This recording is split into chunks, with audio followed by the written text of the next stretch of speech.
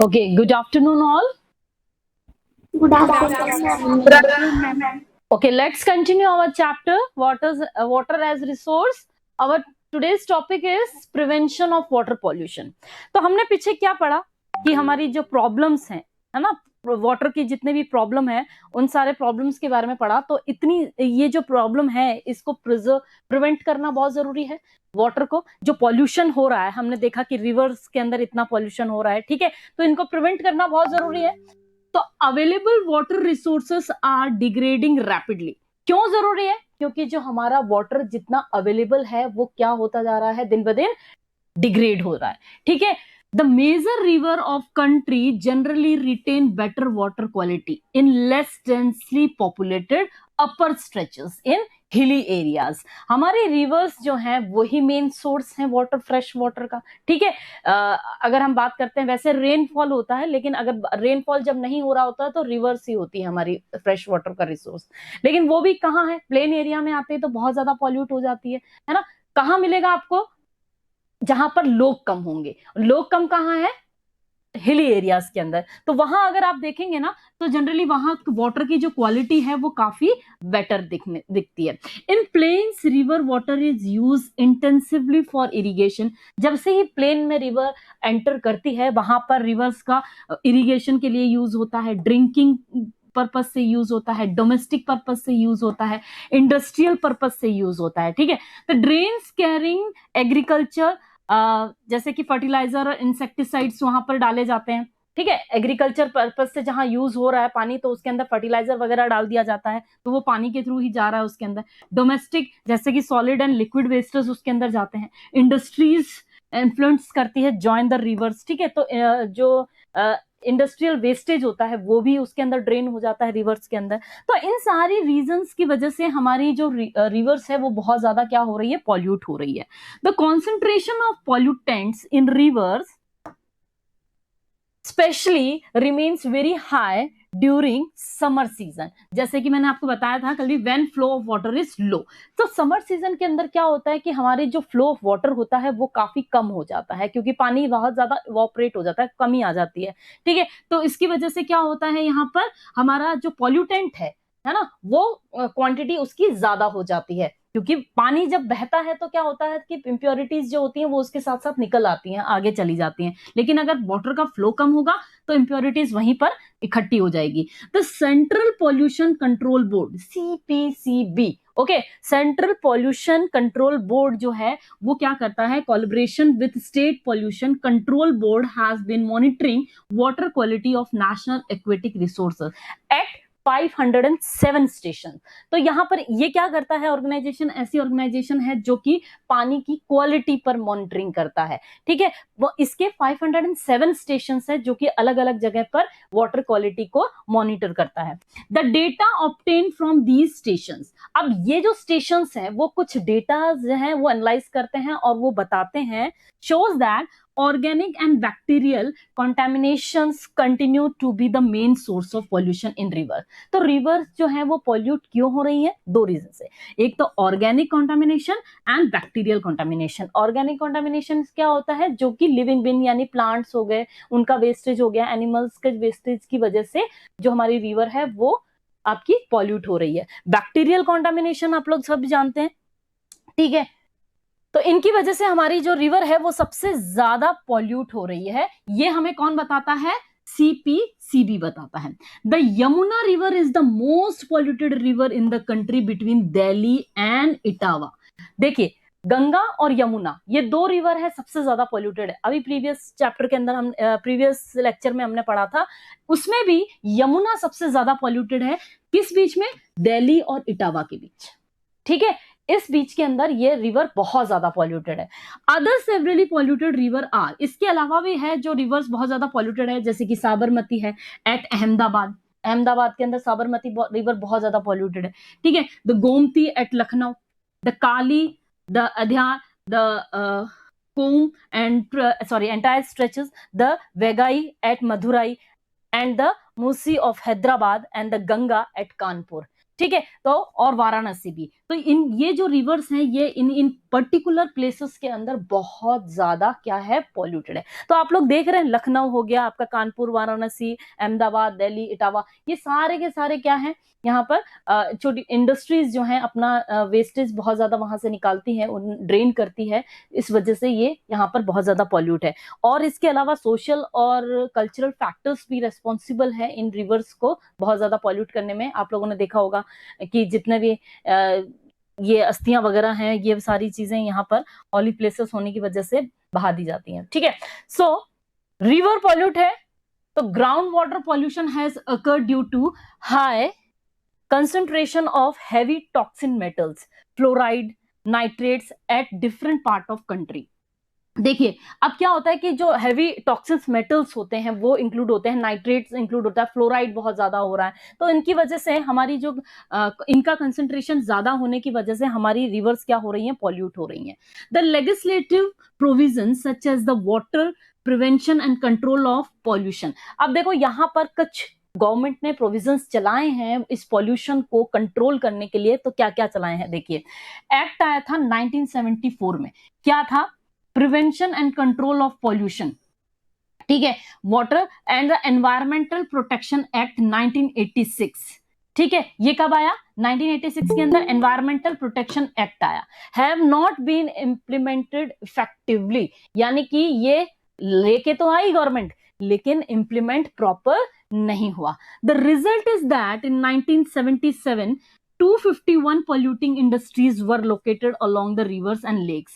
तो यहां पर क्या हुआ, अब देखेंगे आप लोग क्या रिजल्ट रहा कि ये इतनी ज्यादा पॉल्यूट हो रही है, क्योंकि आप देखेंगे कि 251 पॉल्यूटिंग इंडस्ट्रीज जो है वो यहाँ पर हमारे रिवर और लेक के आसपास स्टैब्लिश की गई हैं। तो यही रीजन होता है कि हमारी रिवर्स जो है वो बहुत ज्यादा पॉल्यूटेड है, ठीक है। The water cess act, cess का मतलब क्या होता है बताइए, टैक्स, ठीक है, सेस का मतलब टैक्स होता है। तो द वाटर सेस एक्ट 1977 में लाया गया, mean to reduce pollution has also made marginal impact, ठीक है। तो इनका एम क्या था कि जो हमारी जो रिवर्स हैं उनको पॉल्यूट होने से बचाना है, ठीक है, रिड्यूस करना है इस पॉल्यूशन को।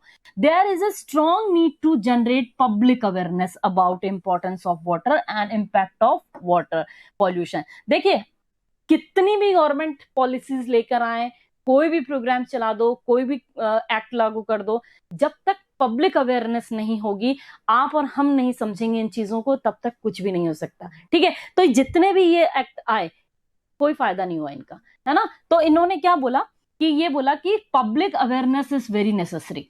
So the public awareness and action can be very effective in reducing the pollutant from agriculture activities, domestic and industrial discharges। तो इन सारी चीजों को रोकने के लिए सबसे ज्यादा जरूरी क्या है, किन चीज की जरूरत है, पब्लिक अवेयरनेस की जरूरत है, ठीक है। तो वो कैसे हो सकती है कि हम लोग अगर प्रॉपर वर्क करें,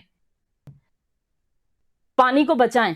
ऐसा नहीं है कि शावर से नहा रहे हैं, पानी फैल रहा है, बकेट से नहाइए पानी कम लगेगा, ठीक है। गाड़ी धो रहे हैं, पाइप लगा के खड़े हो गए, नहीं, बकेट में पानी लीजिए, थोड़ा सा लीजिए और उसी से अपनी गाड़ी को वॉश करो और उसी को गार्डन वगैरह के अंदर डाल दीजिए।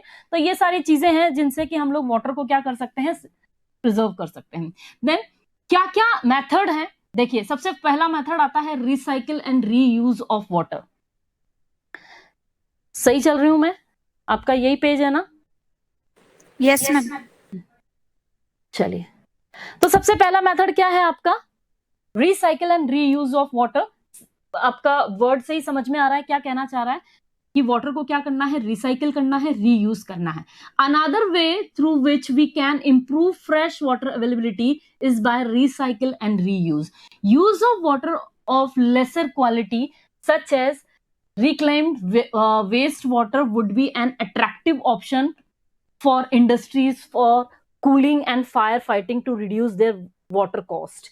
अगर जो पानी हम लोग क्या करेंगे, रीयूज करेंगे, रिसाइकिल करेंगे, जैसे कि कोई भी जो गंदा पानी है ना, तो उसको हम लोग कैसे यूज कर लें, जो वेस्ट वाटर है उसको हम लोग क्या ऑप्शन, अदर ऑप्शन में, जैसे कि इंडस्ट्रीज के अंदर जो बड़ी बड़ी मशीन्स होती हैं उनको कूल करने के लिए, ठंडा करने के लिए उस पानी को यूज कर सकते हैं, फायर फाइटिंग के लिए यूज कर सकते हैं, आग बुझाने के लिए यूज कर सकते हैं, रिड्यूस देयर वाटर कॉस्ट। ठीक है, तो इन सारी चीजों से क्या होगा, वाटर की कॉस्ट जो है वो कम लगेगी, है ना। ऐसा नहीं है कि फ्रेश वाटर हम उसके अंदर लगा रहे हैं। Similarly in urban areas water after bathing and washing utensils can be use for gardening.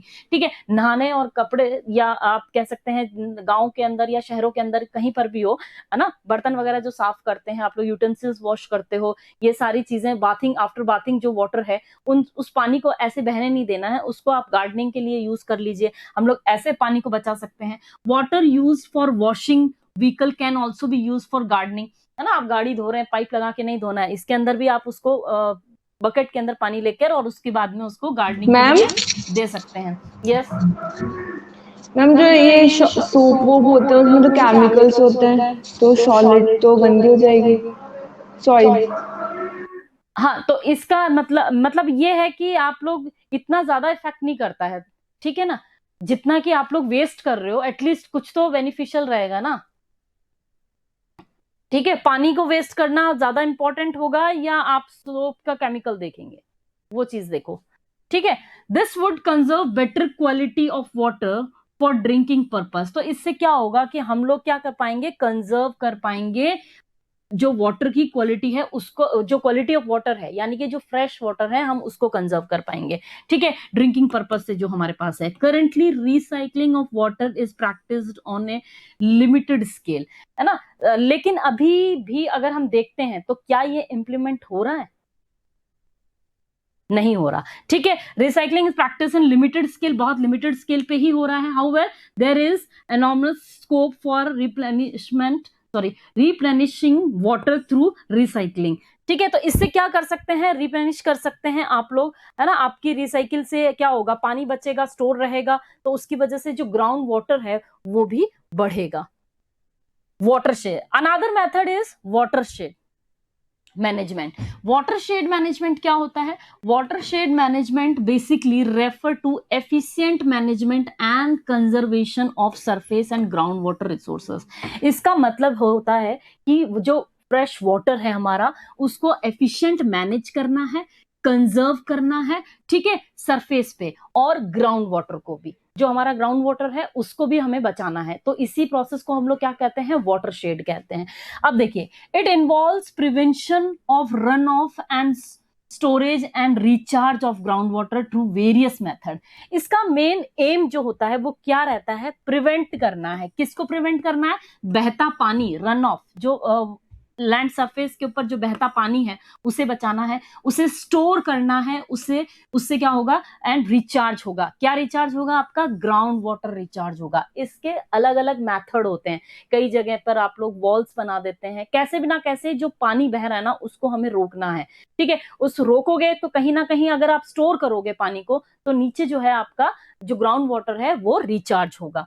ठीक है, तो कैसे, इसके वेरियस मेथड्स हैं, लाइक परकोलेशन टैंक्स हम लोग बना देते हैं। कहीं पर भी आप देखेंगे कि रूरल एरियाज वगैरह के अंदर टैंक्स बना दिए जाते हैं। ठीक है, टैंक्स बनाने की वजह से भी आपका जो आसपास का नीचे ग्राउंड वाटर है वो भी क्या रहता है, रिचार्ज होता है। इसके अलावा क्या तरीका है, क्या मेथड है, देखिए, रिचार्ज वेल्स है, etcetera. However in broad sense watershed management include conservation, regeneration and judicious. ठीक है, तो अगर हम बड़े स्केल पर अगर हम बात करते हैं, वाटरशेड का क्या मतलब हुआ, ब्रॉड सेंस के अंदर क्या है कि मैनेजमेंट। ठीक है, क्या मैनेज करना है, कंजर्वेशन, उस वाटर को कंजर्व करना है, रीजनरेट करना है, जो कि खत्म हो गया है उसे वापस लेके आना है। ठीक है, एंड जुडिशियस, प्रॉपर यूज करना है, यूज ऑफ ऑल रिसोर्सेस, ना ही सिर्फ पानी का, जैसे कि नेचुरल रिसोर्सेस लाइक लैंड हो गया, वाटर हो गया, प्लांट्स हो गया, एनिमल्स हो गया, एंड ह्यूमन रिसोर्सेस। ठीक है, विद इन ए वाटरशेड, ये सारी चीजों को ही हमें क्या करना है, कंजर्व करना है। Watershed management aim at bringing about balance between natural resources, on the one hand and society on the other hand. यानी कि नेचुरल रिसोर्सेस और सोसाइटी के बीच में दोनों में क्या लाना है, बैलेंस लाना है। ऐसा नहीं है कि नेचुरल रिसोर्सेस बहुत यूज ज्यादा हो गए और सोसाइटी जो है वो फिर आगे वाले टाइम पर कुछ भी नहीं बचे उनके पास में, ठीक है, या फिर ऐसा है कि सोसाइटी इनका नेचुरल रिसोर्सेस का यूज ही नहीं कर पाए। तो ये सारी चीजें क्या रखनी है, इसका मेन एम क्या है, इन दोनों को बैलेंस रखना, ठीक है। अब देखिए एम समझ में आ गया आप लोगों को, नेचुरल रिसोर्सेस और ह्यूमन इनके बीच में, दोनों के बीच में क्या करना है, आपको सोसाइटी के बीच में बैलेंस रखना। That is the main M of the watershed. The success of watershed development largely depend upon community participation. और ये पॉसिबल कब है, जब लोग पार्टिसिपेट करें, है ना। ऐसा नहीं है कोई एक पर्सन या दो पर्सन या कोई कम्युनिटी जो है वो इसको इम्प्लीमेंट नहीं कर सकती या चला नहीं सकती है। लोगों का पार्टिसिपेशन इसके अंदर बहुत जरूरी है।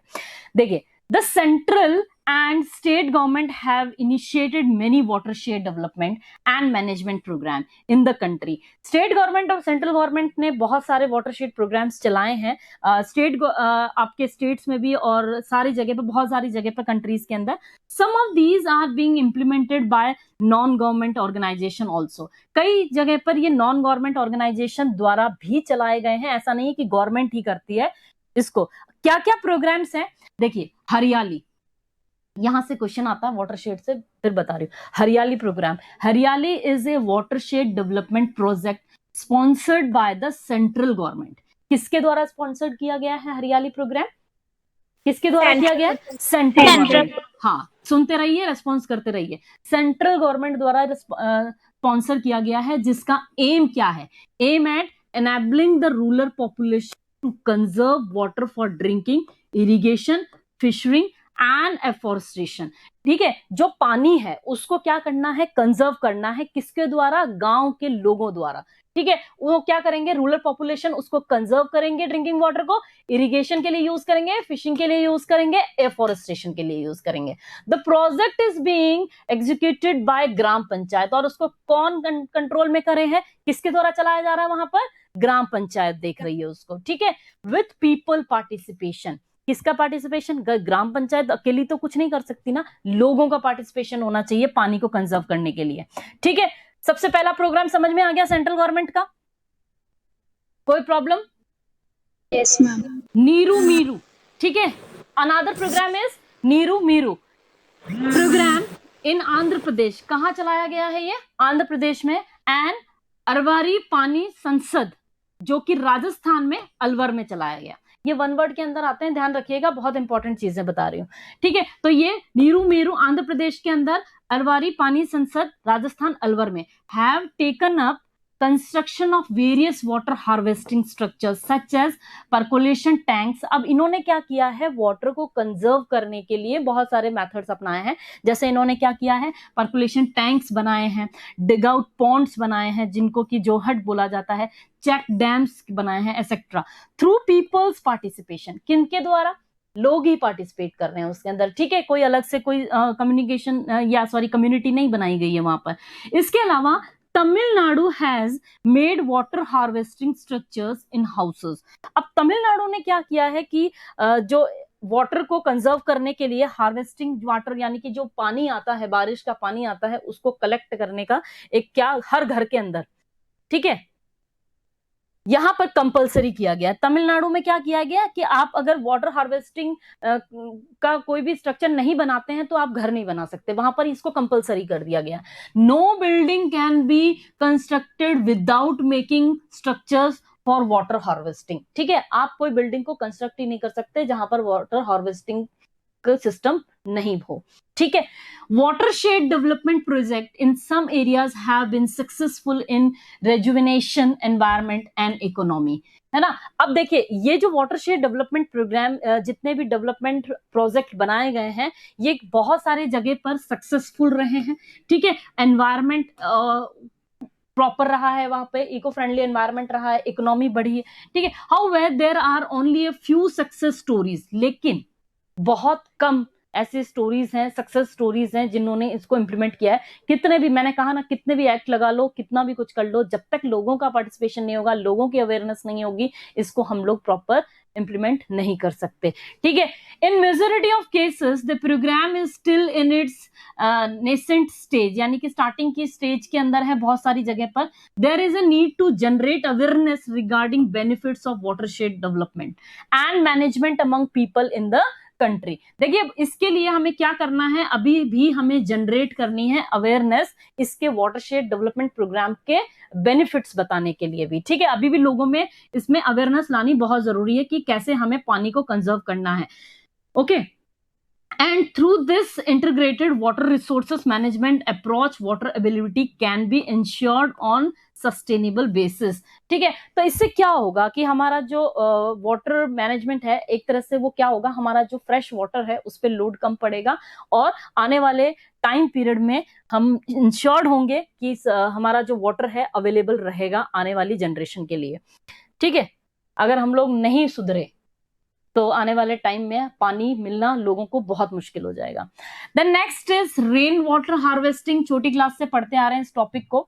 Rain water harvesting is a method to capture and store rain water for various uses. ठीक है, it is also use to recharge ground water aquifers, है ना। एक्विफायर्स क्या होता है कि ग्राउंड वाटर के अंदर एक लेयर होती है बेटा, यहाँ पे नीचे की तरफ, जहां पर स्टोर होता है वाटर। ठीक है, उसे मैम बोला नोट जाता से है। पढ़ाना, क्यों? इंटरेस्टिंग आएगा फिर। नहीं, इंटरेस्ट क्या आना है इसके अंदर, समझना जरूरी है टॉपिक को। ठीक है, अब देखिए रेन वाटर हार्वेस्टिंग का क्या बता रही हूं मैं आपको। रेन वाटर जो बारिश का पानी होता है उसको कहीं ना कहीं किसी ना किसी तरीके से पूरा पाइप से नीचे ऐसे होता है। देखिए ये घर है जिस तरीके से, ठीक है, यहाँ पर क्या होता है, पाइप लगा होता है नीचे, वहां पर स्टोर कर लिया जाता है। इसी को हम लोग क्या कहते हैं, रेन वाटर हार्वेस्टिंग बोले जाता है। ठीक है, ये रेन वाटर हार्वेस्टिंग जो होता है, it is also use to recharge ground water aquifer. कहीं पर आप स्टोर करोगे तो नीचे का जो ग्राउंड वाटर लेवल है वो भी आपका इंक्रीज होगा। इसके अलावा it is a low cost, cost ज्यादा नहीं आती है, इको फ्रेंडली टेक्निक है, किसी तरीके का पॉल्यूशन नहीं होता इससे। ठीक है, for preserving every drop of water by guiding the rain water to borewell. ठीक है, तो इसमें क्या होता है कि जो हमारे रेन वाटर है उसी को हम लोग क्या कर रहे हैं, यहाँ पर बोरवेल वगैरह के अंदर रिस्टोर कर रहे हैं, पिट्स में, वेल्स के अंदर। Rain water harvesting increases water availability. क्या होगा, आप पानी जो है वो रेन का जो कलेक्ट किया है आप उसी को अगर यूज करोगे तो आपका वाटर अवेलेबिलिटी इंक्रीज होगी नहीं होगी, क्योंकि जो फ्रेश वाटर हमारे पास में स्टोर है उस पर प्रेशर कम पड़ेगा। ठीक है, आप उस स्टोर किए हुए पानी को यूज लोगे तो ये वाला पानी बचा रहेगा, है ना। तो checks the declining ground water table, और इसके अलावा जो हमारा ग्राउंड वाटर है वो भी क्या होगा, इंक्रीज होगा।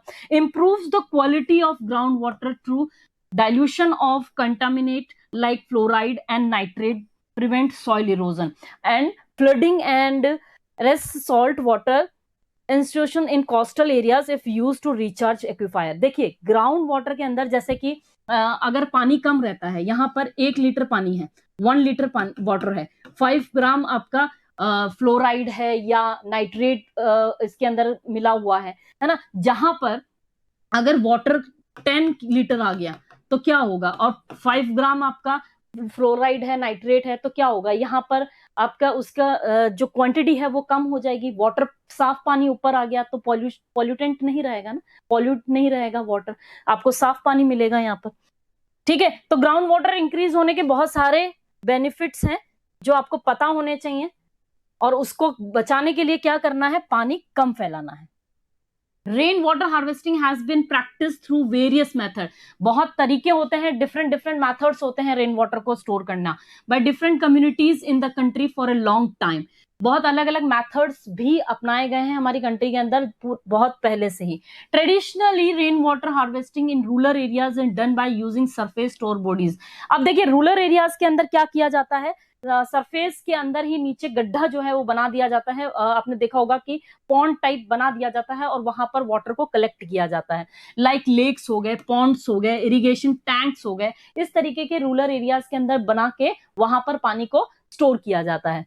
इन Rajasthan rain water harvesting structures locally known as kund और टंका। ठीक है, अब राजस्थान के अंदर अगर हम लोकल भाषा के अंदर बात करें तो जो हम स्टोर करते हैं वाटर को, रेन वाटर को, तो किसके अंदर करते हैं, जिसे हम करते हैं, जिसमें वाटर को कलेक्ट किया जाता है उसे कुंड कहा जाता है। सुना होगा आप लोगों ने, कुंड या टैंक्स वगैरह बना दिए जाते हैं जिसके अंदर सारा पानी जो है वो कलेक्ट करते हैं। आर कंस्ट्रक्टेड नियर और इन द हाउस और village to store harvested rain water. कई जगह पर ये होता है कि मोस्टली घरों में ये भी रहता है कि राजस्थान के अंदर, है ना, घरों में ही हम लोग क्या बना देते हैं, नीचे अंडरग्राउंड टैंक्स बना देते हैं जिसके अंदर की वाटर को स्टोर किया जा सके। To understand various way of rain water harvesting, अब देखिए रेन वाटर हार्वेस्टिंग के और भी बहुत सारे मेथड्स होते हैं, वो भी देख लेते हैं। There is a wide scope to use rainwater harvesting technique to conserve precious water resources. It can be done by harvesting rainwater on rooftops and open spaces. देखो, रेन वाटर को हार्वेस्ट करने के अलग अलग है। कई जगह पर घरों में ऊपर जो होती है फ्लैट, जो छत होती है, रूफ होती है, उस पे वाटर के साइड में पाइप लगाकर कलेक्ट किए जाते हैं। ठीक है, या फिर ओपन स्पेस के अंदर भी हम लोग क्या करते हैं, गड्ढा खोद देते हैं ताकि वहां पर पानी जो है वो स्टोर हो जाए। Harvesting rain water also decreases the, harvesting जो रेन वाटर है वो क्या डिक्रीज करता है, देखिए, community dependence on ground water. अब हम लोग क्या करेंगे, अगर हम लोगों ने रेन वाटर को स्टोर किया है तो हम उसी को यूज करेंगे। ठीक है, तो उसकी वजह से क्या होगा, हमारा ग्राउंड वाटर पर ज्यादा डिपेंडेंसी नहीं रहेगी ना हमारी, तो ये बचा रहेगा फॉर डोमेस्टिक यूजेस, है ना। नहीं तो हम लोग क्या करेंगे, अगर हम पानी को स्टोर नहीं करेंगे तो डोमेस्टिक यूजेस के लिए हम हमारा सरफेस वाटर को यूज करेंगे या ग्राउंड वाटर को यूज करेंगे, तो उसकी वजह से क्या होगा, वाटर कम रहेगा हमारे लिए। Beside bridging the demand supply gap, it can also save energy to pump groundwater as recharge lead to rise in groundwater table। अगर ग्राउंड वाटर में पानी ज्यादा है, ठीक है, पानी का लेवल अप है, तो हमारी एनर्जी भी, उसको निकालने में फ्यूल भी कम लगेगा। ठीक है, ये भी ध्यान रखिएगा। इसके अलावा these days rain water harvesting is being taken up on massive scale in many states in the country. अब आने वाले टाइम पे या इस टाइम पे भी बहुत सारी जगह पर देखा जा रहा है कि रेन वाटर हार्वेस्टिंग बहुत बड़े स्केल्स पे की जा रही है। Urban areas can specially benefit from rain water harvesting. Urban areas के अंदर ये काफी बेनिफिशियल है, as water demand as already outstripped supply in most of the cities and town, है ना। तो यहाँ पर देखेंगे क्योंकि यहाँ पर काफी ज्यादा डिमांड है। अब देखिए various method of rain water harvesting, इनके आपको डायग्राम तो नहीं बनाने, लेकिन हाँ नाम जरूर देख लीजिएगा कैसे कैसे होता है। हार्वेस्टिंग थ्रू वाटरशेड मैनेजमेंट, देखो क्या कर रखा है, जगह जगह पे यहाँ पे वॉल्स बना दी, है ना, यहाँ पर वॉल्स बना दी, जहां से वाटर फ्लो कर रहा है वहां पे वॉल्स बना दी। तो क्या हो गया, यहाँ पर थोड़ी देर के लिए पानी जो है वो स्टोर होगा तो जो ग्राउंड वाटर है वो हमारा क्या होगा, इंक्रीज होगा। ठीक है, तो हार्वेस्टिंग, इसके अलावा हार्वेस्टिंग थ्रू लेक्स, ठीक है, जगह जगह पर क्या किया हम लोगों ने, लेक्स बना दी। यहाँ पर देखिए ये लेक्स बना दी, तो इससे भी क्या होगा, हमारा ग्राउंड वाटर लेवल इंक्रीज होगा। ठीक है, इससे भी हम लोग पानी को स्टोर कर सकते हैं। इसके अलावा हार्वेस्टिंग थ्रू सर्विस वेल्स, इसमें देखिए क्या है, ये रूफ टॉप है आपका, यहां पर पाइप लगा दिया जाता है, यहां पर फिल्टर लगा दिया गया है, यहां पे फिल्टर होके पानी जो है यहां पर कलेक्ट हो रहा है और ये इस वेल से जो है वो लोग यूज कर रहे हैं। इसके अलावा हार्वेस्टिंग थ्रू रिचार्ज वेल्स, इसमें भी क्या किया गया, यहाँ पर आप लोग देखेंगे कलेक्ट किया पानी, यहाँ पर कलेक्ट होता है पानी। ठीक है, यहाँ से सैंड फिल्टर लगाया, नेचुरल, कोई ऐसा नहीं है कि इस तरीके का केमिकल या डाल के पानी को फिल्टर किया जा रहा है। सैंड फिल्टर लगाने के बाद में उसको किसी टैंक के अंदर कलेक्ट करके बाद में उसको नीचे स्टोर कर लिया, रिचार्ज वेल। ठीक है, तो इस तरीके से हम लोग क्या कर सकते हैं, वाटर को, जो हमारा रेन वाटर है उसे स्टोर किया जा सकता है। ठीक है, तो ये मेथड है, तो इनके नाम आपको ध्यान होने चाहिए ताकि आप जब आंसर आए तो इसके अंदर आप पॉइंट्स जो है वो लिख सको। इसके अलावा apart from the above mention factors, the issue desalinization of water particularly in coastal areas and brackish water in arid and semi arid areas। देखिए एक प्रॉब्लम और भी है, एक इशू है। क्या इशू आता है आपका, कि जो हमारा इशू है डिसैलिनाइजेशन का। ठीक है, कोस्टल एरियाज के अंदर आपको पता है कि पानी के अंदर नमक बहुत ज्यादा होता है ना, उसमें भी रहता है। या आप ये देखेंगे कि हमारा जो ब्रैकिश वाटर है in arid and semi arid regions के अंदर, है ना, transfer of water from water surplus area to water deficit areas through interlinking of rivers can be important remedies for solving water problem in India. तो ये क्या एक तरीका है कि जिन एरियाज के अंदर वाटर ज्यादा है, ठीक है, जिन एरियाज में रिवर्स हैं या वाटर बहुत ज्यादा बारिश होती है, तो इस तरीके से हम लोग क्या कर सकते हैं, रिवर्स के थ्रू दूसरे एरियाज जहां पर पानी की कमी है, तो इनको इंटरलिंक करके भी हम लोग इस प्रॉब्लम को शॉर्ट आउट कर सकते हैं। कर सकते हैं, नहीं कर सकते हैं? है ना, इजी है ना। तो इससे क्या होगा, जिन एरियाज में बहुत ज्यादा फ्लड आ रहा है या बहुत ज्यादा रिवर्स ड्रेन कर रही हैं, तो उनमें से ही वाटर को कलेक्ट करो और रिवर्स के थ्रू दूसरे, जैसे कि हमारे इंदिरा गांधी कैनल राजस्थान के अंदर लेके आए हैं, तो इस तरीके के प्रॉब्लम्स को सॉल्व किया जा सकता है। ठीक है, इंटरलिंकिंग द रिवर्स को इंटरलिंक करके भी इस प्रॉब्लम्स को शॉर्ट आउट किया जा सकता है।